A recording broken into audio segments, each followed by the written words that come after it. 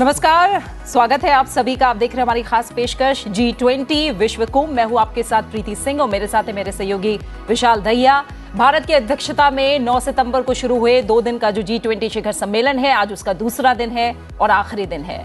आज समिट का तीसरा सेशन होना है।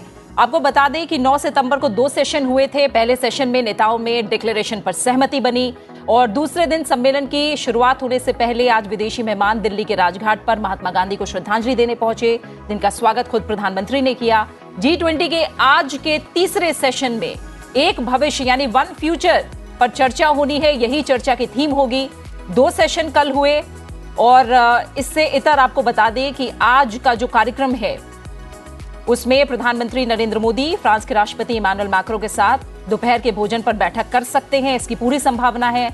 इसके अलावा कनाडा, संयुक्त अरब अमीरात, दक्षिण कोरिया, ब्राजील, नाइजीरिया, कोमोरोस और तुर्की के साथ भी बैठक होगी।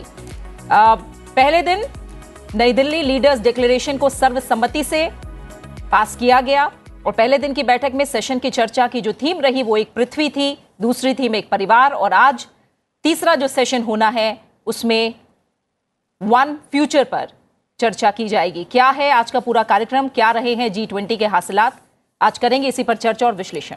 विशाल। Well, thank you, Preeti. And as all of you have been watching on our channel, continuous coverage of the G20 Leaders Summit, a lot of big ticket events which have happened, apart from, of course, the sessions wherein discussions happen on various issues.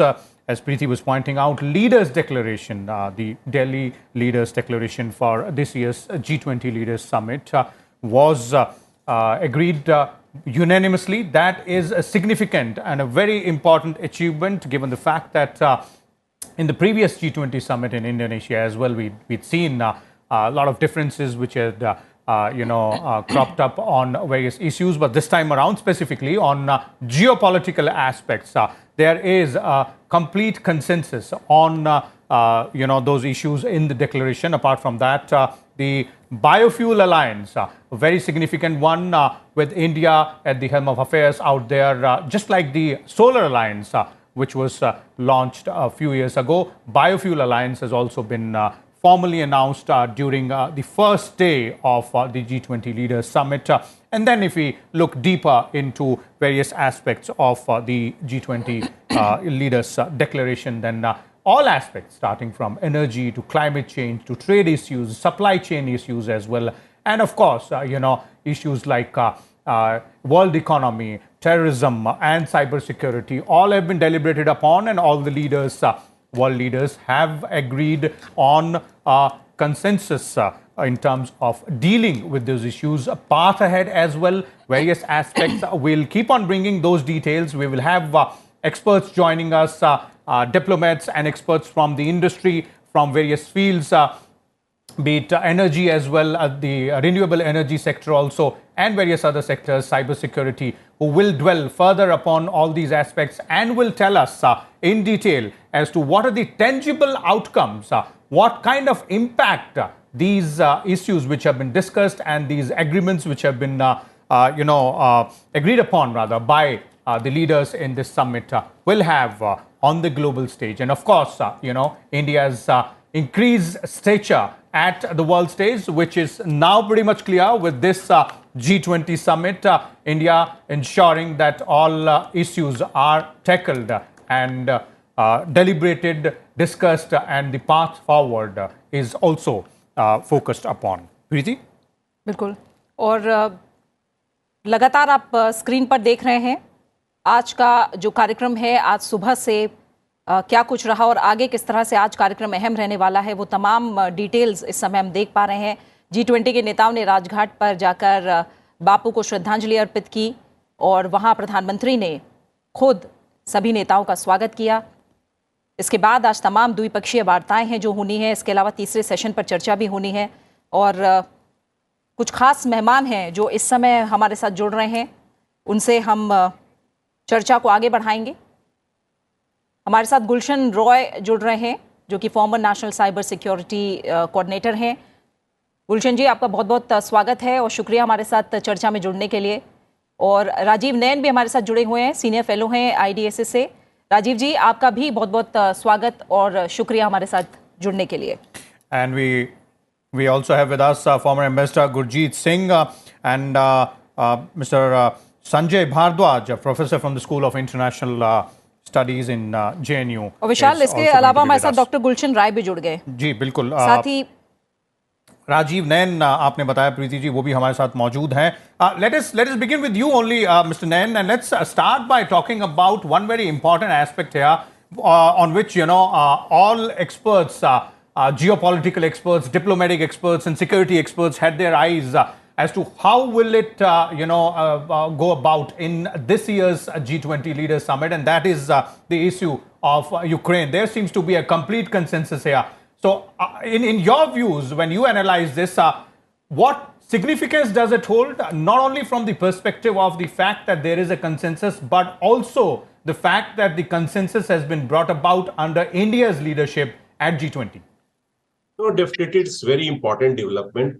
Look, G20 is an innovative framework. It is an innovative forum where bridges should be the predominant principle. Means bridging the gaps between different divides which are existing in the world and which existed once upon a time in the world. So what has happened this time? India has just used this concept, this principle, this component of bridge to just use it for developing this consensus document, constructing this consensus document. What had happened last year, even in Bali, India tried its best. You are talking about India's leadership. Tried its best, and in fact, it succeeded in getting this resolution or document passed there also. So all Western newspapers appreciated India's role in just bridging the gap. So this principle continued, and in fact, India had gained experience how to just bring about all the contentious warring parties on one platform and see that there should not be any kind of disruption. And if there is a disruption, then you will not move forward. The entire idea of making the growth inclusive, bringing all divisions in the world on one platform and working together, so that would have been defeated. So what India did, Global South, it took Global South along with it. Then it also took help of Japan. All news items are indicating that had played a very significant role as the leader of G7. So then European Union, or European group, whatever you call the European group, was supposed to have some idea about including Ukraine and somehow which could have disrupted or which could have played a very adversarial role in bringing out the consensus document. So India, in fact, somehow managed this European group also. I am sure United States presidents must have also played his role.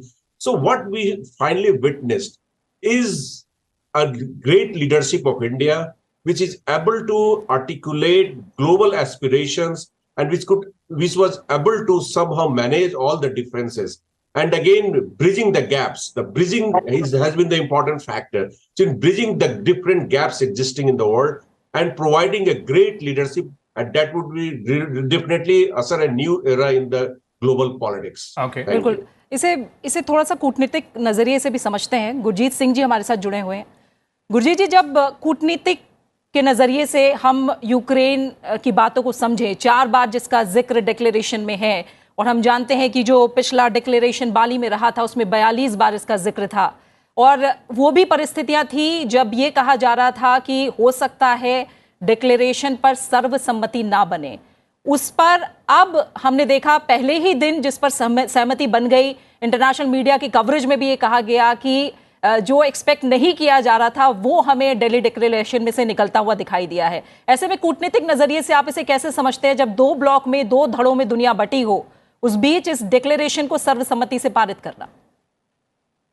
धन्यवाद।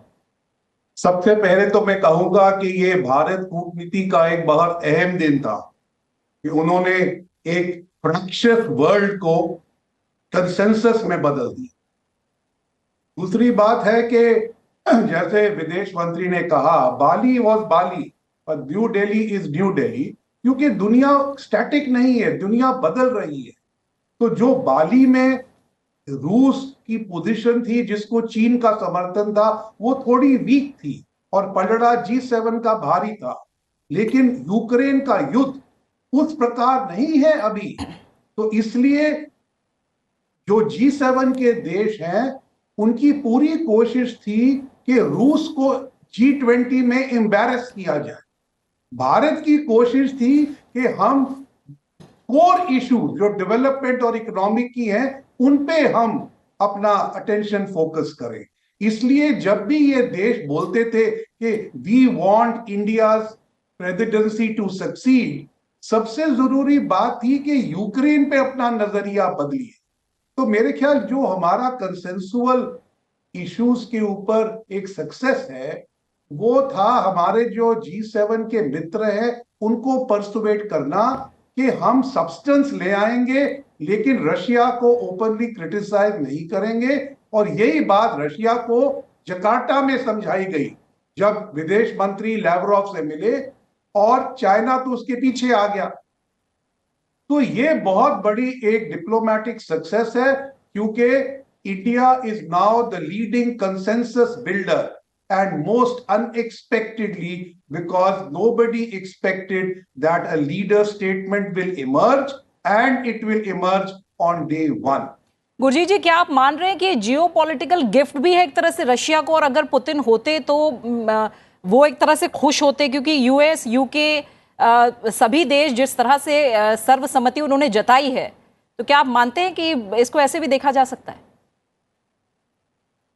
कोई इतनी खुशी नहीं है क्योंकि Russia का नाम नहीं लिया, लेकिन सारी जो यूएनजीए में रेजोल्यूशंस उनके अगेंस्ट है वो तो मेंशन्ड है।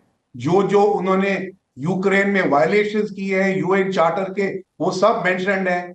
लेकिन इसमें एक चीज आप याद रखें, रशिया का नाम ना लेकर भारत ने क्या कहा है कि territorial integrity, sovereignty, international rules based order must be maintain. तो G7 समझता है कि ये रूस के अगेंस्ट है, हम समझते हैं ये चीन के अगेंस्ट है। तो इसमें कई नुआंसेस निकल आते हैं। आसियान के देश भी समझते हैं ये तो चीन को भी कवर करता है, क्योंकि जो चीन ने हाल में नए नक्शे छापे हैं उसकी भी तो अब अवहेलना नहीं कर सकते हैं ना, सब कुछ रूस पे तो नहीं डाल सकते हैं। तो ये डिप्लोमेटिक जो नुआंस है, मैं यही कहूंगा, well played India. Indeed, Ambassador Singh, as you're pointing out, this is a very fine example of nuanced diplomacy when it comes to the issue of Russia and Ukraine conflict there, and it's mentioned in the New Delhi Leaders Declaration for this year's G20. Let's move on, Preeti, to another very significant aspect. And as Ambassador Singh was also referring to, and Rajiv was also referring to, that the focus seems to be on other important challenges which the world is facing in terms of economy, in terms of energy, in terms of technological evolution as well. We have Dr. Gulshan Rai with us. Dr. Rai, if we look at the outcome document, that is the Leaders Declaration, one very significant aspect is on digital public infrastructure, and therein, focus on finding a path forward on cryptocurrency, on central bank digital currencies, and also all nations, all member countries of G20 are agreeing, and I'll go by the wording here. They say that, all available digital tools and technologies will be deployed, and no efforts will be spared to ensure that every citizen on the planet is financially included and resilient digital ecosystems are put in place. That brings in the question of, what is it that needs to be done on the cyber security aspect, because all digital public infrastructures will need, a robust system wherein the cyber security is taken care of, and that also includes artificial intelligence. Thank you very much for inviting me. It's a wonderful panel, and I'm really delighted to be part of the panel. This Leaders Declaration, New Delhi Declaration, if you look at it, is a very comprehensive document. And all the issues which are important for the development of the economy, for the development of society, and narrow the digital divide, all the issues have been mentioned from A to H there. And and I really congratulate the Prime Minister and the team which has developed this declaration. And I know I was a co-chair of one of the panel, which is the Technology, Information and Digital Public Infrastructure. I know how difficult it was, and which has been said by both my earlier panelists, Mr. Rajiv Nayan, as well as Ambassador Gurjot Singh. I know how difficult it was. So it's really, we need to thank PM and the Honorable PM as well as the team which has developed it. If you look at the item number A of the Leaders' Declaration, that is the basic kind of issues which the society is facing today and which society needs it in the future in the emerging scenario. Now, to drive the A, you need the E part, the technology, transformation, and digital public infrastructure. See, today the entire economy, the 80% of the GDP is market economy is handled by the G20 countries. G20 countries. It's there. And the entire world is a connected world today. The connected world is a heterogeneous world. So in this heterogeneity, the divide is also increasing. Some of the countries which are not so technology developed are lagging behind both in terms of technology access and the internet access there. So this document highlights that if you want to achieve the A, you need the E there. The digital public infrastructure, as I said, in the heterogeneous world, we need a common infrastructure where we can play, we can access technology. The technology is equitable, is available to all the countries, capacity development. And that's the purpose of this particular chapter E of the Leaders' Declaration there. Now, in a heterogeneous world, when the global economy is going up, 47% of the economy is digital economy, this will go up. The growth rate is almost 20-25% in the digital economy. You need the tools, you need the technology there, and you need the security, confidence of the public, confidence of the citizen to have on the trust on the infrastructure. And that's why the digital public infrastructure is important, and that's why the security is very, very important there. There are huge number of incidents. The new emerging technologies are so dynamically evolved there. It has taken a lot of time to evolve them, but we have only seen the tips of the iceberg. These technologies had to go further. Now, this technology can do a lot of wonders for the social development.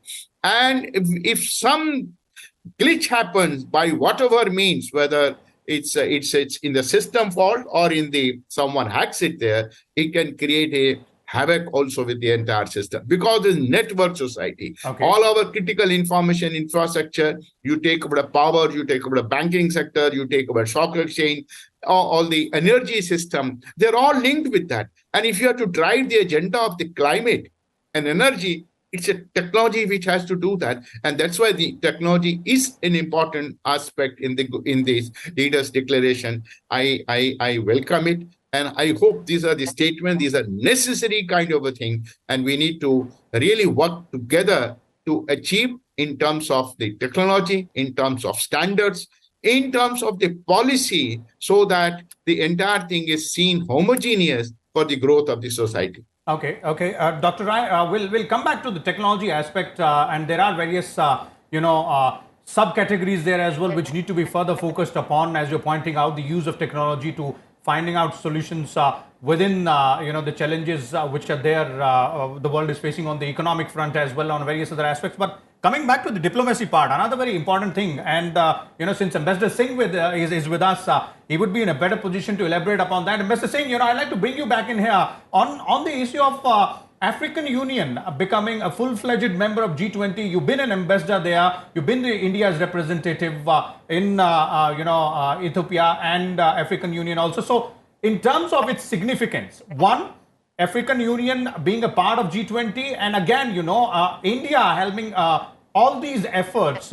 Also, the focus throughout the world is on African continent, be it China, be it European nations, be it America as well, United States of America, in terms of investment opportunities. So, it is an opportune moment that they are represented adequately at global forums like these. Indeed, as a former ambassador to the African Union, yesterday was a heartwarming day to see the African Union being invited as a member of the G20, elevated from its guest status. As I wrote somewhere, Comoros came as a guest and left as a member. What is the difference? The difference is that today the G20 is not talking at the African Union. They are talking with the African Union as partners. I think that's something Africa recognizes. Secondly, I think India has used its entire presidency to save the world from big power rivalry and focus on the concerns of the global south. Now, in that, not having a 55-member organization in the discussion forum was an anomaly, and India decided to respond to the African request. And I think we did it with aplomb. Nobody expected that we will build a consensus on it within a few months. After all, it was only in June that PM Modi wrote to all the G20 leaders, and in September, he welcomes them as a member. People thought that the decision would come now, but the AU would actually sit with us only in Brazil. But the very first thing that Prime Minister Modi did was have this passed. So this was an amazing moment. Now, what happens here on is that India has always supported Africa in Bandung, in the non-aligned movement. But please remember, those were organizations of the developing countries.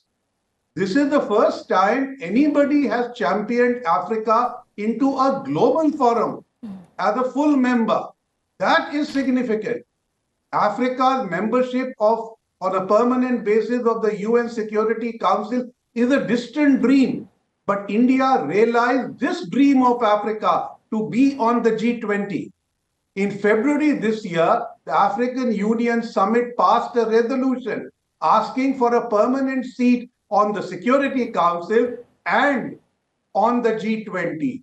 India walked the talk and fulfilled an African dream, which I think is not a question of holding us in good stead in the future. This is what Africa expects from India, always. And when you say economic cooperation, India is among Africa's leading partners. And yesterday, there was a suggestion that there would be a trans-African connectivity project, which will challenge the BRI. So India will be a part of that, France will be a part of that, others will be a part of that. We will come back to Africa in a big way, not as colonizers or exploiters, but as partners. बिल्कुल। संजय जी, थोड़ा आप बताइए, अफ्रीकी देशों की बात करें या फिर हम मिडिल ईस्ट की बात करें, जाहिर तौर पर इस कदम के बाद जो एक साथ 55 अफ्रीकी देशों को फायदा होने वाला है, वो अपने आप में कहीं ना कहीं बहुत असर डालेगा। आगे हम हर पहलू के हिसाब से अगर बात करें तो जिस तरह से हमने देखा कि अफ्रीकी यूनियन के अध्यक्ष हैं, तुरंत गले लगाए, और ये G20 समिट शुरू होते ही जिस तरह से अफ्रीकी यूनियन को सदस्यता दी गई, अब G20 आगे जाकर G21 होने वाला है, हो गया है एक तरह से हम कह सकते हैं। किस तरह से आप मानते हैं कि बढ़ती जो रेपुटेशन है, जो कहा जा रहा है कि ग्लोबल साउथ की आवाज भारत है, इस रेपुटेशन का फायदा किस तरह से अफ्रीकी देशों और मिडिल ईस्ट में भारत को मिलता दिख रहा है आगे? देखिए, नमस्कार और thank you very much for the opportunity. This is a balancing approach. I do see that this is a balancing approach within G20. इस सबसे बड़ा जो पहलू है कि अभी तक G20 में G7 plus European countries, China, Russia, ये और इंडिया या ग्लोबल साउथ के कंट्रीज का वॉइस कम था. एक ब्लॉक चाइना, रशिया, एक तरफ G7 plus European union. African union जुड़ने से निश्चित रूप से जो ग्लोबल साउथ की जो वॉइस है वो एक स्ट्रॉन्ग, एक वेटेज वाली वॉइस हो गई, क्योंकि जो अफ्रीकन यूनियन है वो 55 कंट्री है और उसमें जो सबसे बड़ी बात यह है कि ये सब डेवलपिंग कंट्रीज हैं और जो प्रॉब्लम्स हैं, जो समस्याएं हैं एशियन कंट्रीज की, लैटिन अमेरिकन कंट्रीज की, अफ्रीकन कंट्रीज की, वो कॉमन समस्याएं हैं। दूसरी बात कि अफ्रीकन यूनियन के आने से एक और पहलू बढ़ गया कि ट्रेड और इन्वेस्टमेंट की अपॉर्चुनिटी G20 कंट्रीज में ज्यादा होगी, क्योंकि अफ्रीकन जो यूनियन कंट्रीज है वहां प्राकृतिक संसाधनों का भरपूर है, लेकिन वहां पे डेवलपमेंट हुआ। चाइना गया है, चाइना ने अपना इकोनॉमिक इंपेरियलिज्म वहां पे बढ़ाया है। लगभग $137 बिलियन का चाइना ने वहां इन्वेस्टमेंट किया है, और वो इन्वेस्टमेंट इन कंट्रीज को डेवलपमेंट की बजाय डेट ट्रैप की तरफ ले जा रहा था। तो ये जो बहुत बड़ा एक अचीवमेंट है कि G20 में अफ्रीकन यूनियन जुड़ने से ग्लोबल साउथ की आवाज मजबूत हुई, खासकर भारत जो एक लीडर के रूप में इमर्ज हुआ। देखिए, इसमें दो तीन पहलू है। भारत एक बहुत बैलेंसिंग अप्रोच हमेशा रहा, एक क्रेडिबल एक एक्टर के रूप में एक्ट किया है। वो उसका है कि जो भारत की विदेश नीति है उसके तीन पहलू बहुत इंपॉर्टेंट है, जो इस तरीके के एक का पैसेज क्रिएट किया कि एक कंसेंसस बेस्ड डिक्लेरेशन लेके आया। पहला कि भारत इंडिपेंडेंट फॉरेन पॉलिसी को आगे बढ़ाता है। दूसरा, भारत स्ट्रेटेजिक ऑटोनॉमी को मेंटेन करता है। जो तीसरा पहलू है वो बहुत महत्वपूर्ण है, वो है कि Bharat multi aligned foreign policy में विश्वास करता है। और जो मल्टी अलाइंड फॉरेन पॉलिसी है उसका जो सबसे बड़ा एस्पेक्ट ये है कि हमारे रशिया के साथ भी उतने ही बेहतर संबंध जितने अमेरिका के साथ में है, और हम इनके बीच में या इनसे डायलॉग करने की स्थिति में। और यही कारण था कि हम एक जो दिल्ली डिक्लेरेशन आया वो कंसेंसस बेस्ड डिक्लेरेशन आया। देखिए, इसमें जो चार बहुत महत्वपूर्ण पहलू हैं जो भारत का व्यक्तिगत अचीवमेंट कहेंगे, और G20 का एक तरीके से बड़ा कॉम्प्रिहेंसिव अचीवमेंट कहेंगे। पहली बात कि हम जो कल्चरल कनेक्ट की जो बात कर रहे हैं इन कंट्रीज में, जो एक फैमिली की बात कर रहे हैं, एक वसुधैव कुटुंबकम की बात कर रहे हैं, तो एक भारत ने अपनी जो सॉफ्ट पावर पॉलिसी है या भारत का जो सांस्कृतिक विरासत है उसको डेमोस्ट्रेट किया। और भारत ने कहा कि हम एक विविधताओं का देश है। हमने 200 स्थानों पर हमने 60 स्थानों पर 200 से ज्यादा इवेंट किया। तो भारत ने अपने आप को एक कल्चरल विरासत के रूप में प्रोजेक्ट किया और कहा कि जैसे भारत एक फैमिली, ऐसे ही वर्ल्ड में भी विविधताएं हैं और विश्व भी एक फैमिली है। जो दूसरा जो कनेक्ट है, वो जो सबसे बड़ा पहलू जो उभर के आया और एक अचीवमेंट के रूप में मैं भारत के और G20 के रूप में देखता हूँ, वो फिजिकल कनेक्ट। और खासकर जो भारत, क्योंकि भारत कोशिश कर रहा था साउथ ईस्ट एशियन कंट्रीज के साथ कनेक्ट करने का, try Nations road connectivity, Kaladan, कई तरीके के प्रोजेक्ट। हम वेस्ट की तरफ नहीं बढ़ पा रहे थे, वेस्ट एशिया की तरफ नहीं बढ़ पा रहे थे। पाकिस्तान एक बहुत बड़ा फैक्टर था, हमारे प्रोजेक्ट्स को आगे नहीं बढ़ने रहा था। हमने चाबार पोर्ट को के साइन किया ईरान के साथ सेंट्रल एशिया में पहुंचने का। लेकिन जो सबसे बड़ा लैंडमार्क अचीवमेंट भारत ने जो फिजिकल कनेक्ट का किया, कि हमने भारत और जो मिडिल ईस्ट और यूरोपियन कंट्रीज के साथ जो एक corridor, connectivity corridor, trade corridor की बात, जी बिल्कुल, एक ट्रेड कॉरिडोर जिसमें रेलवे भी होगा और शिप कनेक्टिविटी होगा। ये एक तरीके से भारत का, चूंकि पिछले 2 दशक में हम Professor Bhardwaj, this is a very significant point which you're making in terms of the mega India, Middle East, Europe corridor. We'll come back to that aspect, but staying on the African Union part, becoming the member of G20, and this is also one of the major highlights of this year's G20 summit under India's presidency. One very important aspect, I'd like to bring in Dr. Rai here on this. Dr. Gulshan Rai, various countries across the globe have a lot of things to offer when it comes to Africa, and a lot of things they're expecting in terms of an investment opportunity there as well. But if you look at from India's perspective, what is more important and very significant is the fact that we have a huge technological prowess out here. Infrastructures like those in the field of digital public infrastructure, which we were earlier talking about, those are the models which we can offer, and we are in the process. So this kind of alignment with various African Union nations, they have a lot to gain, and we also globally have a lot to gain. How do we move ahead on this?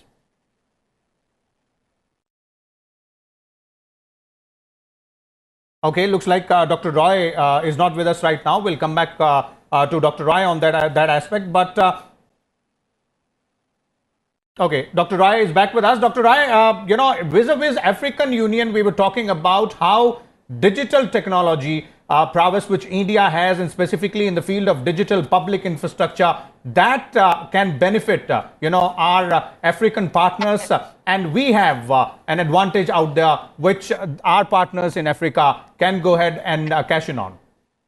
Let me say one thing to you. During the COVID time, we not only supplied the COVID vaccines to them, but we supplied the technology also to, for getting the COVID medicine, COVID vaccines also. So the technology aspect is an important bridge between the Africa and the India.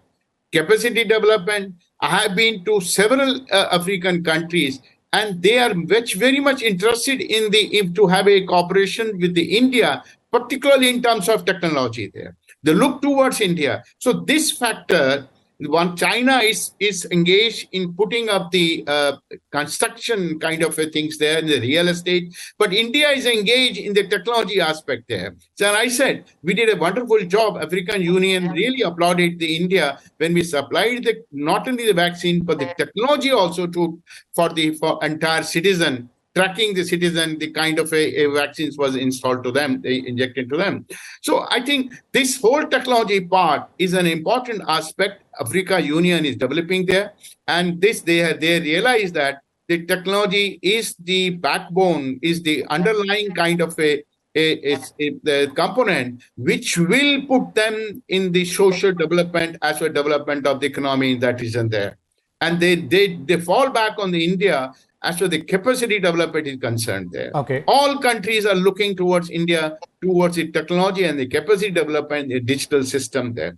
Where they have shown a huge interest in the digital public infrastructure. In fact, some of the African countries have come forward and doing the pilot project of the digital DPI kind of a technology. They are doing that. So I think there is a huge interest of the technology cooperation, collaboration between India and African Union. With this, India is going to benefit significantly by this declaration and by bringing African Union. I certainly agree with Ambassador Gurjeet Singh. That's a wonderful thing that they have brought the African Union. See, entire economy is shifting toward the Africa and towards India. These are the two reasons, Asia as well as the African Union. They are the future region where the economy is going to shift. Economy is going to play a role. A lot of activities are taking place in African Union, which need to be checked, particularly when you talk about the money laundering aspects there. And I think this cooperation, this collaboration, and will go a long way, is win-win situation between India and African Union. Okay. Fair enough. Let me bring in Ambassador Singh here again because Ambassador Singh, you were in Germany as well. So let me bring that aspect which Professor Bhardwaj was referring to vis-a-vis India, Middle East, Europe, mega corridor. This significance, how is it important for us and for these parts of the world as well? What is it that they stand to gain? Because it's going to be really, really significant given the fact that, China's economic corridor had made waves for quite a few years, but then didn't produce the desired results as they were being projected on the global stage. Question. So the BRI will be celebrating 10 years later this year. So it remains to be seen how much did it succeed, and certainly I believe there is a pushback against it. So what you are now hearing since yesterday is that there were several plans. There was the US Build Back Better. There was the European Union's Global Gateway. There is the India-EU Connectivity Project. There is the I2U2 collaboration. Now, all these were stated, but there was no single project mentioned under them. Now, for the first time, we have a connectivity project which includes ports, rail, and energy supplies. And this is going to link India to West Asia, through Jordan and Israel, and into Europe. Now, this is amazingly significant. It can be an economic game changer. What it therefore brings together is a multitude of ideas into a single project. The challenge now is how to convert it into things. I have done a fair amount of work on trilateral cooperation in Africa, but this is trilateral cooperation in the west of India. The problems always come on coordinating your procurement policy. Finance is available. How do you procure in a common way?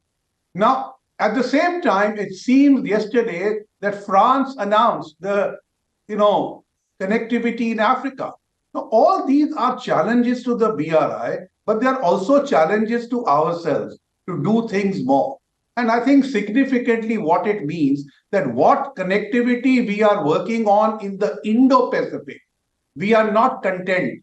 We are coming to the west of India and going to connect to West Asia and to Europe in a significant manner. बिल्कुल। Professor Bhardwaj, अब जब हम इस corridor की बात कर रहे हैं, जैसा हमें गुलशन जी ने भी बताया कि किस तरह से जो अलग अलग पहलू हैं उसमें हमें फ़ायदा हो सकता है, आपके लिहाज से अब जो एक्शन प्लान बनेगा आगे और उसे जब डेवलप किया जाएगा, कौन सी ऐसी बातें हैं आपकी नज़र में जो बहुत बड़ा प्रभाव आने वाली जनरेशन्स के लिए लग सकती हैं, आने वाले समय के लिए लग सकती है, चाहे वो जियोपॉलिटिकल हिसाब से हम बात करें, ट्रेड के हिसाब से हम बात करें, कितना कुछ बदलता दिखाई देने वाला है अब हमें? देखिए, थैंक यू वेरी मच। मैं दो बातें और आगे जोड़ना चाह रहा था। जो मैंने आपसे कल्चरल कनेक्ट की बात की, फिजिकल कनेक्ट की बात की। निश्चित रूप से फिजिकल कनेक्ट जब हम कह रहे हैं तो मिडिल ईस्ट, यूरोपियन कंट्रीज और African countries, ambassador Gurjeet correctly pointed out कि यूरोप से अफ्रीकन कंट्रीज और पर्टिकुलरली जो नॉर्थ अफ्रीकन कंट्रीज है वो बड़ा डिस्टर्ब्ड, वोलेटाइल रहे हैं। उनमें भी अगर इंफ्रास्ट्रक्चर डेवलपमेंट होता है तो बहुत ज्यादा फायदा होगा। देखिए, भारत का जो जुड़ाव अफ्रीकन यूनियन से, पहले मैं उस पॉइंट पे आता हूं कि अफ्रीकन यूनियन से तीन पहलुओं पे बहुत गहरा रहा है। पहला, एजुकेशन सेक्टर। आप देखिए, बहुत सारे स्टूडेंट्स जो हैं नाइजीरिया, तंजानिया, काफी स्टूडेंट्स भारत में स्टडी कर रहे हैं। दूसरा, मेडिकल सेक्टर, जो कि काफी अफ्रीकन कंट्रीज के मेडिकल इको टूरिज्म और मेडिको टूरिज्म काफी कुछ यहाँ भारत में होता है। तो मुझे लगता है इसको बूस्ट मिलेगा, इसको एक कॉन्फिडेंस मिलेगा। दूसरा जो मैं कह रहा हूँ, commercial connect is very important. और कॉमर्शियल कनेक्ट में मैं जो खासकर जब हम कॉरिडोर की बात कर रहे हैं तो उसमें गैस पाइपलाइन एक बहुत बड़ा प्रोजेक्ट इसमें शामिल है। और इससे जो मिडिल ईस्ट के साथ हम जुड़ेंगे तो निश्चित रूप से जो सऊदी अरबिया है, यूएई है, खासकर ओमान बहुत बड़ा एक रिसोर्स है नेचुरल गैस और ऑयल का, तो वो उससे हमारा डायरेक्ट पाइपलाइन के थ्रू एक कनेक्ट होगा। और भारत की जो इकोनॉमी है, जो इमर्जिंग इकोनॉमी है, जिसको हमको इकोनॉमिक ग्रोथ को सस्टेन करने के लिए कांस्टेंट सप्लाई ऑफ एनर्जी चाहिए, तो वो हमको एक बहुत बड़ा एक सपोर्ट मिलेगा और इन मिडिल ईस्टर्न कंट्रीज को मार्केट मिलेगा। निश्चित रूप से भारत एडवोकेसी बराबर साथ साथ ये भी कह रहा है कि ग्रीन एनर्जी और एनर्जी ट्रांजिशन होना चाहिए। और इसी संदर्भ में हमने बायो अलायंस की बात कही कि बायो फ्यूल को हम प्रमोट करेंगे निश्चित रूप से। लेकिन दो तरफा जो एक कनेक्ट होगा मिडिल ईस्ट और यूरोपियन कंट्रीज के साथ, कि हमारा जो मैन्युफैक्चरिंग, जो made in India, make in India projects हैं, स्टार्टअप इंडिया प्रोजेक्ट्स, हमारा मैन्युफैक्चरिंग गुड्स मिडिल ईस्ट और यूरोप जाएगा और यूरोप और मिडिल ईस्ट से हमको एनर्जी सप्लाई होगा। ये एक बहुत बड़ा प्रोजेक्ट। जो चौथा बहुत बड़ा पहलू जो मुझे दिखता है कि नॉलेज कनेक्ट, जो सबसे बड़ा जो गैप है जो डेवलप्ड कंट्रीज, ग्लोबल नॉर्थ और ग्लोबल साउथ के बीच में, वो नॉलेज कनेक्ट नहीं है अभी तक। पेटेंट के हिसाब से, टेक्नोलॉजी के हिसाब से निश्चित रूप से जो डेवलपिंग कंट्रीज हैं, और ये एक बहुत बड़ा पहलू था G20 को मजबूत करना, आगे बढ़ाना, कि जो इमर्जिंग मार्केट्स तो थे लेकिन इमर्जिंग मार्केट्स में टेक्नोलॉजी नहीं था, नॉलेज गैप था। उस नॉलेज गैप को पाटने का इस G20 में सबसे बड़ा एक अचीवमेंट हुआ है। जापान ने क्लियरली कहा है कि जो नॉलेज कनेक्ट है वो बहुत बड़ा एस्पेक्ट्स है, और हम कोशिश करेंगे कि जो डेवलपिंग कंट्रीज हैं ग्लोबल साउथ में, technology, science and technological supports हम उनको एक्सटेंड करें। तो ये जो कनेक्ट है निश्चित रूप से एक बेटर फ्यूचर वो पूरे वर्ल्ड को, जिसको जो एक मोटो है इस G20 का कि one earth, one family, one future. So now हम जो देख रहे हैं कि दो तरीके के डायलॉग होंगे, एक ग्लोबल साउथ ग्लोबल नॉर्थ के बीच में, एक जो दूसरा डायलॉग होगा वो ग्लोबल साउथ के बीच में होगा। उसमें जो सबसे बड़ा लीडरशिप जो प्रोवाइड कराएगा वो भारत एक लीडरशिप प्रोवाइड कराएगा। तो निश्चित रूप से आप मान के चलिए कि ये एक बहुत बड़ा लैंडमार्क अचीवमेंट भारत की विदेश नीति में कहिए, या भारत का जो रीजनल और ग्लोबल कनेक्ट को हमने अंजाम दिया है, वो एक बहुत बड़ा सपोर्ट सिस्टम तैयार करेगा। छोटा सा गुलशन रॉय जी से कमेंट लेते हैं, क्योंकि इस कॉरिडोर को लेकर जो बात आ रही है विशाल, उसमें यह है कि इसमें शामिल देश बिजली, डिजिटल कनेक्टिविटी के लिए केबल और जो क्लीन हाइड्रोजन एक्सपोर्ट के लिए पाइपलाइन है उसकी तो योजना हो ही रही है। तो डिजिटल कनेक्टिविटी को लेकर भी कॉरिडोर गुलशन जी कितना फायदा देगा आगे? देखिए, आप एम्बेसडर गुरजीत सिंह के और प्रोफेसर संजय भारद्वाज के कमेंट बहुत ही इंपॉर्टेंट हैं। एक चीज मैं आप सबको बताऊं कि BRI जो बना है तो वो एक प्रोप्राइटरी स्टैंडर्ड से बना है। इसका एक लॉन्ग टर्म प्लानिंग है उस कंट्री का लगाने का। अपने ही स्टैंडर्ड होंगे, अपने ही प्रोटोकॉल होंगे और अपनी इंडस्ट्री ही उसको बनाएगी और रेस्ट ऑफ द वर्ल्ड उनको फॉलो करेगी। यहाँ जो टेक्नोलॉजी, जो इंडिया का आइडिया, भारत का जो आइडिया एक्सेप्ट हुआ इस लीडर्स डिक्लेरेशन में DPI का, वो एक गेम चेंजर है उसका। हम लोग जो बात करते हैं वो पूरे लीडर्स ने एक्सेप्ट किया कि हम उसकी ओपन स्टैंडर्ड्स की बात करते हैं। ओपन स्टैंडर्ड्स का मतलब है कि कोई भी कंट्री अपने जी तो बिल्कुल गुलशन जी हमें समझा रहे थे जिस कॉरिडोर को लेकर अभी हम चर्चा कर रहे हैं, जाहिर तौर पर आने वाले समय में इसका बड़ा फायदा हमें मिलने वाला है। और इस कॉरिडोर के दो हिस्से होंगे। पूर्वी कॉरिडोर भारत को मिडिल ईस्ट से जोड़ेगा, दूसरा उत्तरी कॉरिडोर है जो कि मिडिल ईस्ट को यूरोप से जोड़ेगा। और इस कॉरिडोर के बाद कनेक्टिविटी तो बढ़ेगी ही। रेल नेटवर्क, मौजूदा समुद्री और क्षेत्रीय सड़क रास्तों से अलग एक विश्वसनीय और किफायती ट्रांजिट नेटवर्क उपलब्ध होगा, जिससे इन तमाम देशों को फायदा होगा। Indeed, Preeti, this is one of the very significant outcomes of this G20 Leaders Summit out there, mega corridor, which we're talking about. Going back to the Leaders Declaration, Preeti, and another important aspect, since Dr. Rajiv Nayan is with us. Dr. Nayan, countering terrorism and money laundering, another very, challenging issue for the global leaders. And therein, it's very interesting to note that all the leaders, world leaders, have agreed to the fact that there is a need for increasing the resource needs of FATF and putting in place regional FATF style bodies as well. So is that, do you consider this a very significant movement ahead? Because we've seen in the past few years how FATF has been working and how effective that particular body has been. What more needs to be done here? No, definitely, I completely agree with you. It's a very important development.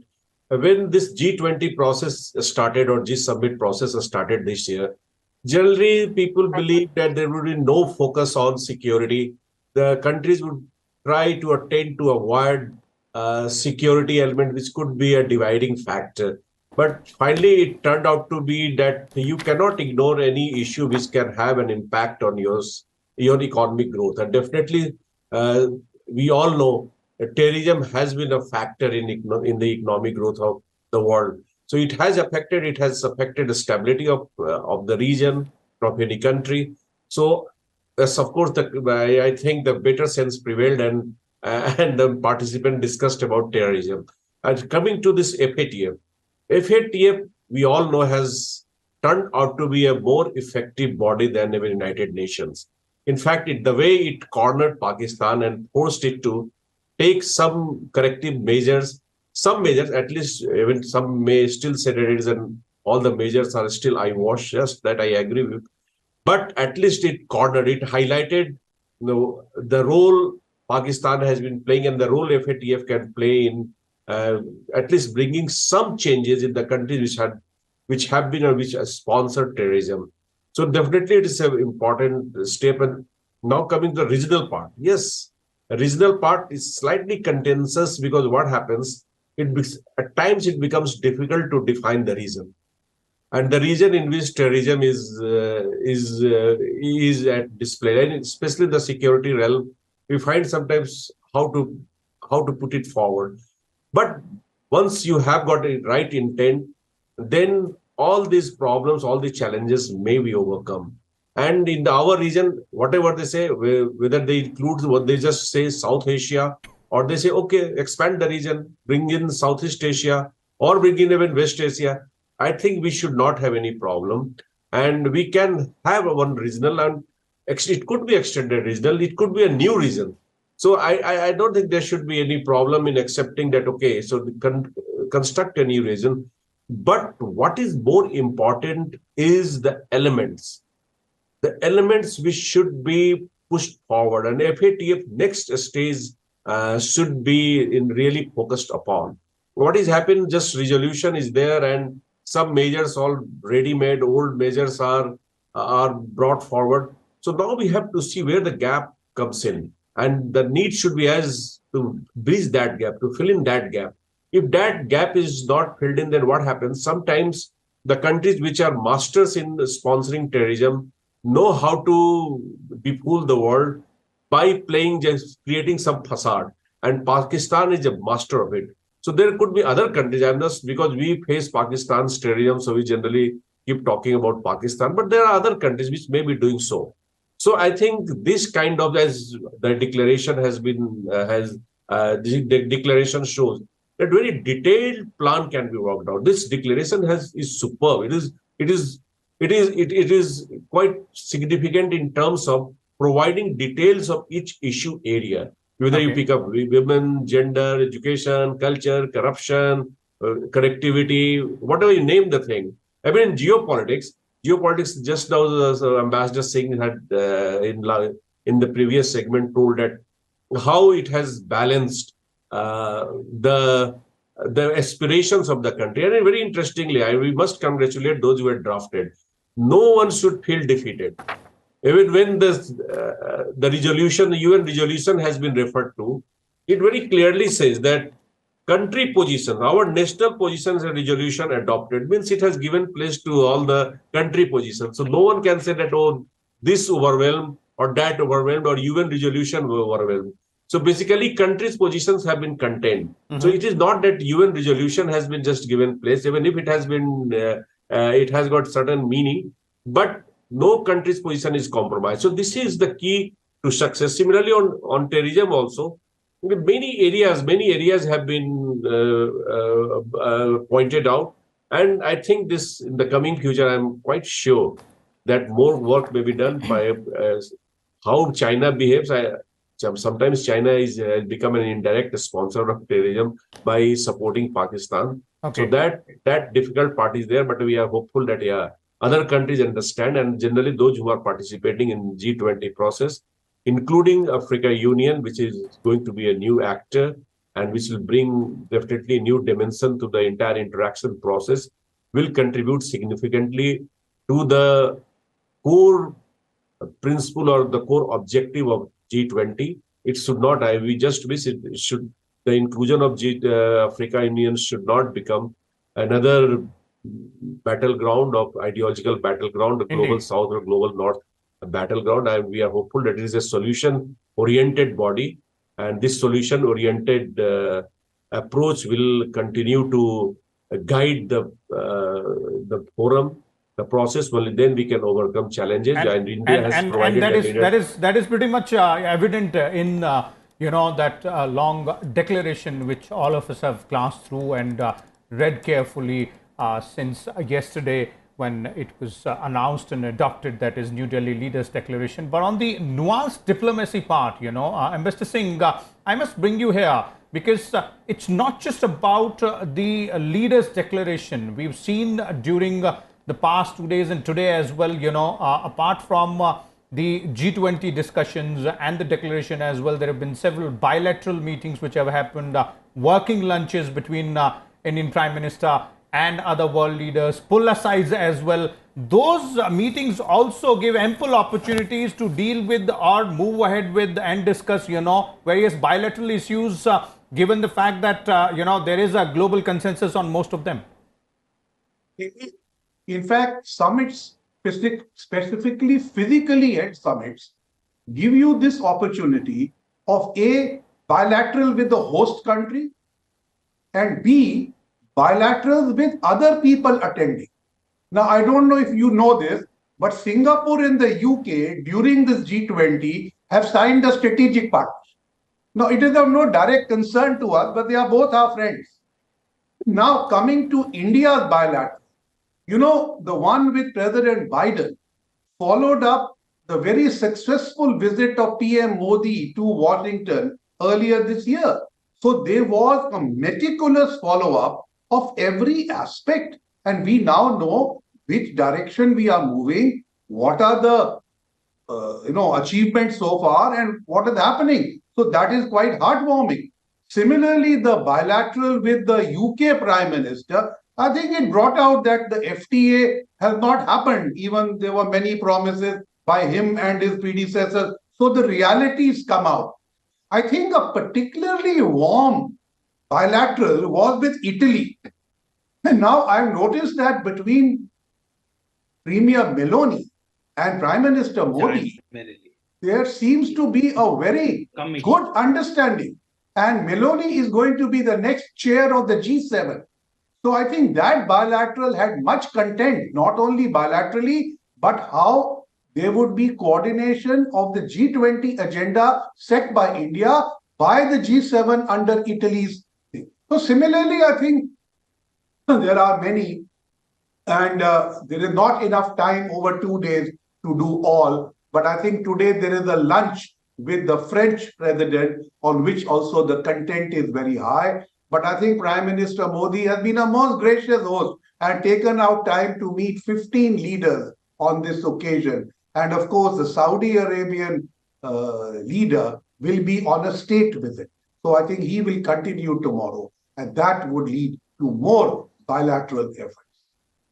बिल्कुल। और इस समय हम जहां G20 summit हो रही है भारत मंडपम, वहां सीधा रुख करेंगे। मेरे सहयोगी पवन कुमार शर्मा इस समय वहां से हमारे साथ जुड़े हुए हैं।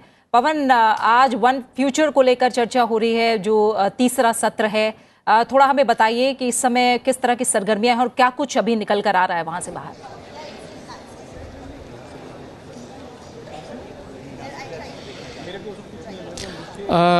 बहुत गर्मजोशी है प्रीति, अगर हम बात करूं भारत मंडपम में और यहाँ पे जहाँ इंटरनेशनल मीडिया सेंटर की मैं बात करूं, क्योंकि जो न्यू दिल्ली डिक्लेरेशन है उसके ऊपर सर्वसम्मति जो है कल बन गई।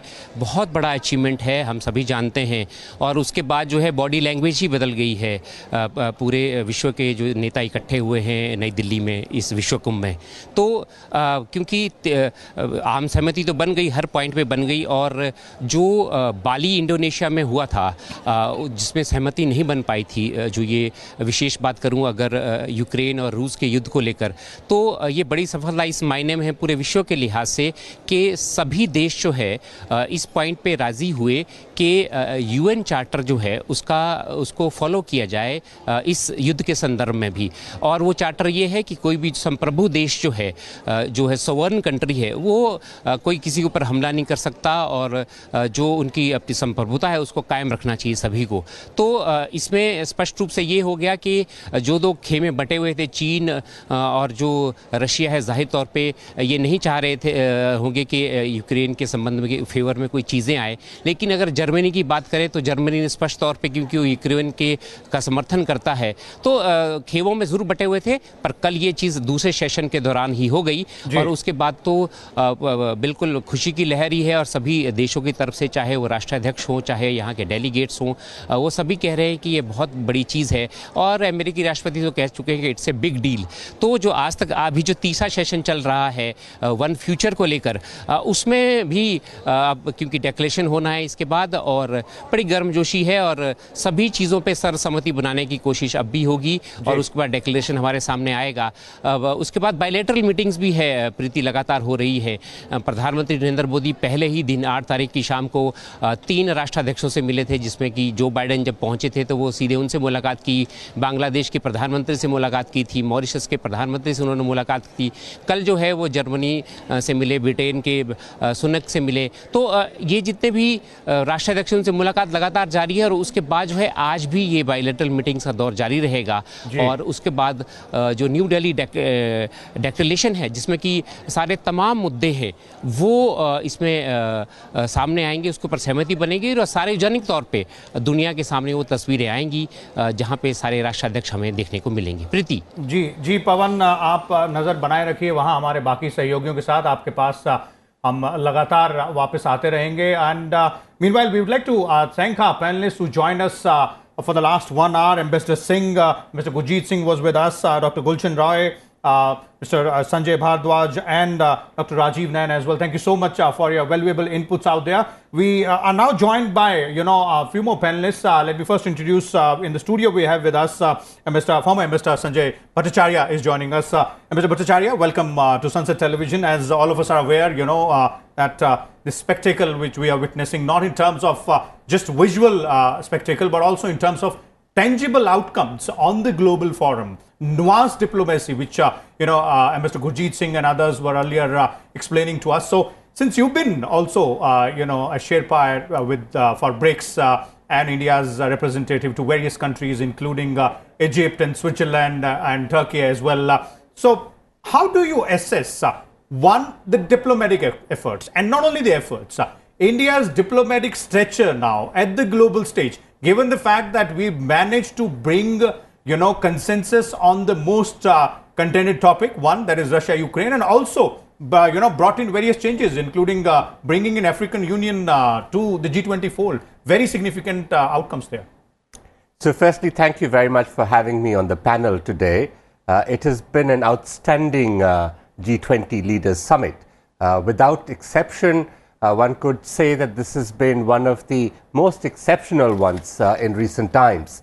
The outcomes that have come about have been very far-reaching, and I think it has been largely in consonance with the broad structure of the G20 mandate that India had set out to do, of establishing one Earth, one family, one future.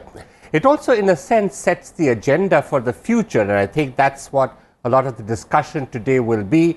The other thing that I would wish to highlight at this stage is that this particular G20 has been a rather inclusive process.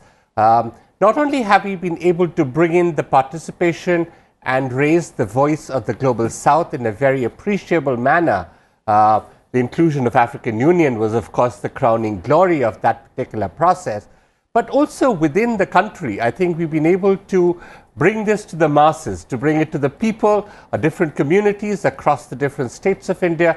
So it's been quite a remarkable G20.